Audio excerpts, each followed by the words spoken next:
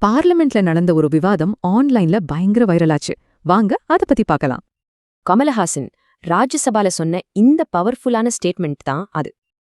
இப்படி ஒரு பேச்சு, இது ஒரு வருஷத்துக்கு முன்னாடி நடந்த ஒரு விஷயத்துக்கு பதில். நிதியமைச்சர் நிர்மலா சீதாராமனோட ஒரு பேச்சுக்கு தான் கமல் இப்படி பதில் சொன்னார். இப்போ இந்த 2 ஸ்டேட்மெண்ட்டையும் பக்கத்துல வச்சு பாருங்க. அப்போ நிர்மலா சீதாராமன் தமிழ் மொழிய பத்தி அவங்க சொந்த கருத்தை சொன்னாங்களா?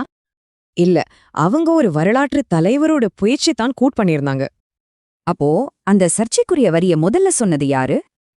அந்த மேற்கோள் சமூக சீர்திருத்தவாதி பெரியாருடையதுன்னு சொல்லப்படுது. பாருங்க, ஒரு வரலாற்று மேற்கோள் எப்படி ஒரு அரசியல் புயலா மாறுச்சுன்னு. அதாவது வரலாற்று அரசியல்ல எப்படி பயன்படுத்துறாங்கன்றதுதான் இங்க முக்கியமான கேள்வி. சரி, இந்த விஷயம் ஏன் ஆன்லைன்ல இவ்ளோ பெரிய சர்ச்சையாச்சு? அதுக்கு காரணம் சோஷியல் மீடியா தான். சின்ன சின்ன வீடியோ கிளிப்ஸ் காட்டுத்தியா பாரவச்சு. இந்த வைரல் கிளிப்ஸ்னால விவாதம் இந்த 4 முக்கிய விஷயங்களை சுத்தி நடந்தது.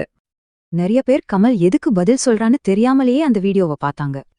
இங்க ஒரு முக்கியமான விஷயம் என்னன்னா, பார்லிமெண்டோட முழு டிரான்ஸ்கிரிப்ட் இன்னும் வரல. அதனால நமக்கு கிடைச்ச நியூஸ் ரிப்போர்ட்ஸ், வீடியோ கிளிப்ஸை வச்சுதான் இதை நம்ம பார்க்கறோம். இந்த சம்பவம் நம்மகிட்ட ஒரு கேள்வியை விட்டுட்டு போகுது. இந்த வைரல் கிளிப்ஸ் காலத்துல முழுமையான உண்மைக்கு யாரு பொறுப்பு?